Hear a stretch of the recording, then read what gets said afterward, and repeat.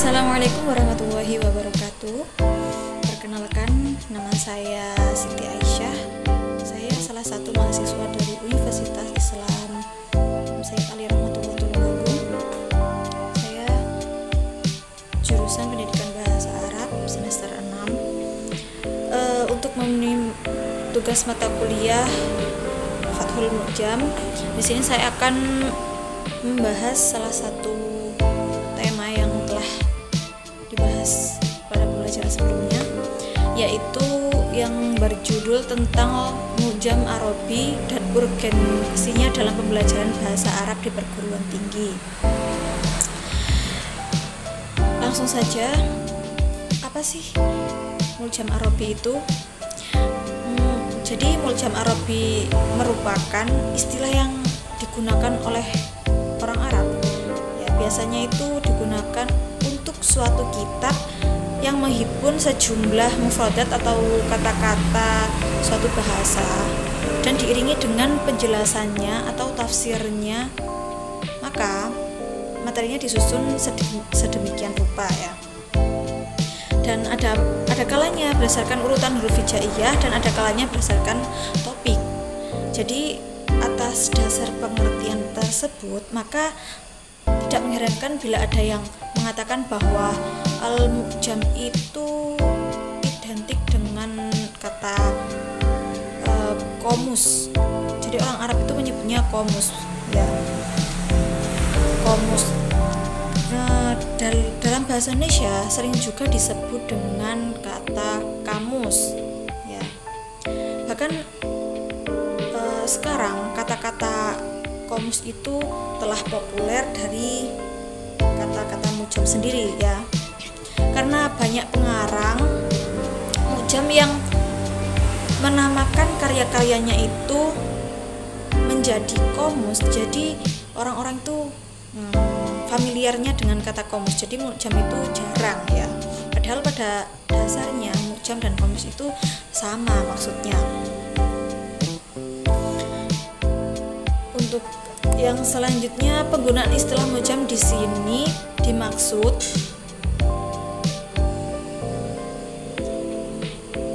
untuk tidak lain kecuali adalah kamus bahasa Arab yang ditulis oleh orang ahli dalam bahasa Arab itu sendiri dan tanpa menggunakan bahasa lain termasuk bahasa Indonesia. Jadi kalau Mu'jam itu kamus yang khusus bahasa Arab, jadi tidak ada, kan biasanya ada kamus yang Arab Indonesia gitu, tapi kalau Mu'jam itu tidak, jadi khusus bahasa Arab gitu. Kenapa kok ditambahikan Al-Mu'jam Arabi? Biar jelas. Jadi biar jelas kalau Al-Mu'jam itu murni untuk kamus Arab gitu. Jadi di belakangnya itu ditulis embel-embel Arabi gitu ya. Jadi kamus yang di dalamnya mencakup kosakata Arab, yang di dalamnya juga khusus Arab gitu.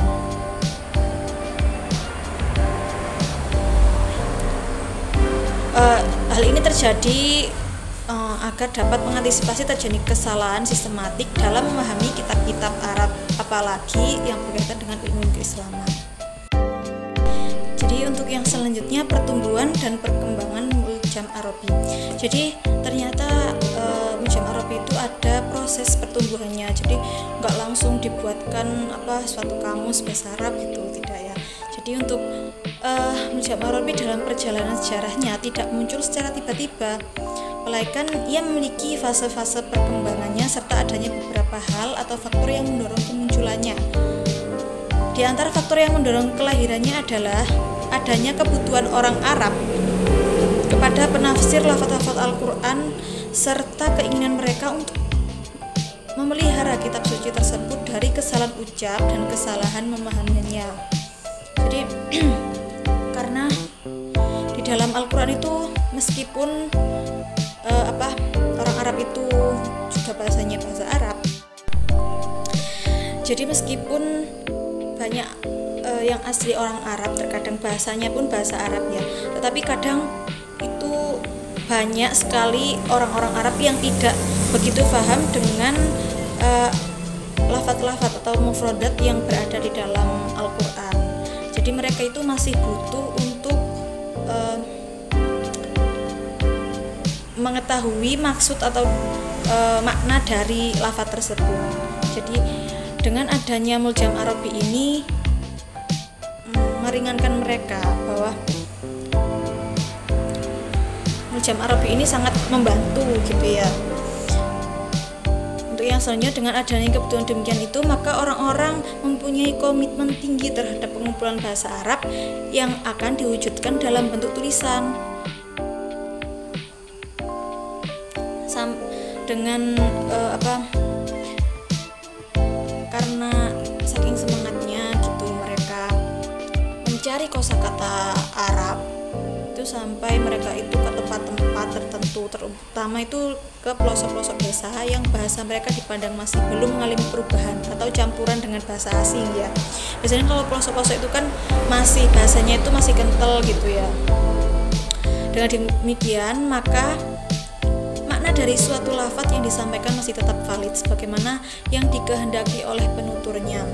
Dalam muljam biasanya diungkapkan berbagai makna dari sesuatu kata, hanya saja ketika didapati sesuatu kata itu memiliki arti yang banyak serta mengalami perkembangan penggunaannya, maka pengarang muljam terkadang memulai dengan menyebutkan makna baru dari kata tersebut, kemudian menyebutkan makna asalnya gitu.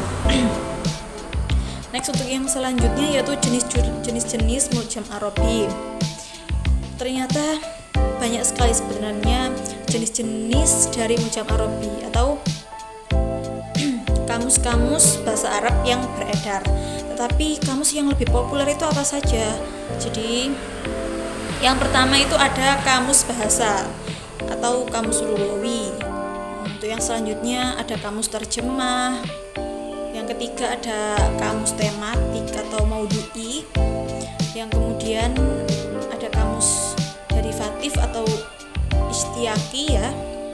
Kemudian ada kamus evolutif atau tahawuri. Ada kamus spesialis atau tohasosi. Kemudian ada kamus informatif atau kamus dalam bahasa Arabnya itu kamus doiroh maklamah gitu. Yang selanjutnya ada kamus visual, kamus buku. Kamus buku ini termasuk kamus muljam ya, muljam Alkitab. Untuk yang terakhir, yang paling populer itu ada kamus digital atau kamus online. Kamus online ini yang sering digunakan oleh mahasiswa kan ya. Karena apa? Karena kamus online itu lebih praktis ya kan, bisa langsung terlihat di HP gitu, bisa dibawa kemana-mana. Kalau kita ibaratnya mau membawa kamus kemana-mana itu kan juga ribet ya. Jadi untuk yang pembahasan yang selanjutnya yaitu urgensi muljam Arabi dalam pembelajaran bahasa di perguruan tinggi. Urgensi itu apa sih? Urgensi itu apa ya?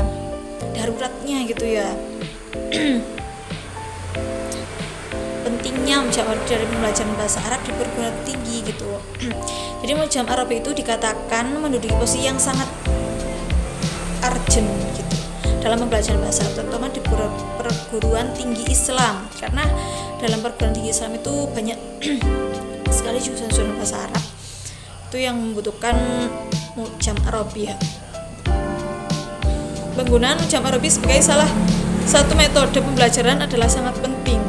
Makanya di perguruan tinggi itu seharusnya diwajibkan ada pembelajaran fathul muljam atau muljam Arabi, karena sekarang itu mahasiswa sering sering menggunakan kamus-kamus online sehingga tidak begitu memperhatikan kamus-kamus seperti dalam kamus-kamus kita gitu.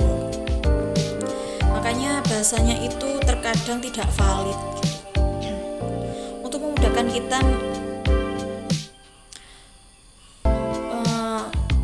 jadi mempelajari muljam Arabi itu sangat penting, karena untuk memudahkan kita mengetahui hal-hal semacam ini, jelas kita memerlukan bantuan dari muljam Arabi, karena mengingat sifat ilmiahnya bahasa Arab itu sendiri yang berbeda dengan bahasa-bahasa lain di dunia.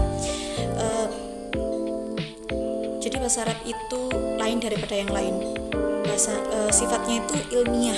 Maksudnya ilmiah apa? Tidak berubah-ubah. Meskipun istimewanya bahasa Arab itu meskipun sudah ganti periode, sudah ganti zaman, tapi bahasanya itu tetap gitu. Berbeda dengan bahasa-bahasa asing lain yang setiap periode atau setiap tahun itu bisa, setiap zaman itu bisa berubah-ubah gitu. Apalagi bahasa Indonesia ya. Dalam pembelajaran bahasa Arab, khususnya materi qiraah atau mutola'ah, kemahiran menggunakan mu'jam sangatlah dituntut, karena tujuan materi ini bukan hanya bertumpu kepada kemampuan membaca, akan tetapi tujuannya adalah lebih banyak kepada kemampuan memahaminya. Jika mengabaikan peran dan urgensi mu'jam dan aktivitas pembelajaran bahasa Arab dapat mengakibatkan terjadinya kekeliruan dan penggunaan lafaz-lafaz yang tepat untuk suatu makna. Jadi sebenarnya bukan hanya di perguruan tinggi ya. Menurut saya sebenarnya dari bahkan tingkat dasar itu sebaiknya siswa itu diajari untuk cara bagaimana sih menggunakan kamus Arab. Biar apa? Biar mereka itu semangat dan tahu mana lafaz-lafaz yang valid, mana lafaz-lafaz yang kurang tepat gitu ya. Jadi cukup sekian apa yang bisa saya sampaikan, ada kurang lebihnya saya mohon maaf yang sebesar-besarnya. Akhirul kalam, wassalamualaikum warahmatullahi wabarakatuh.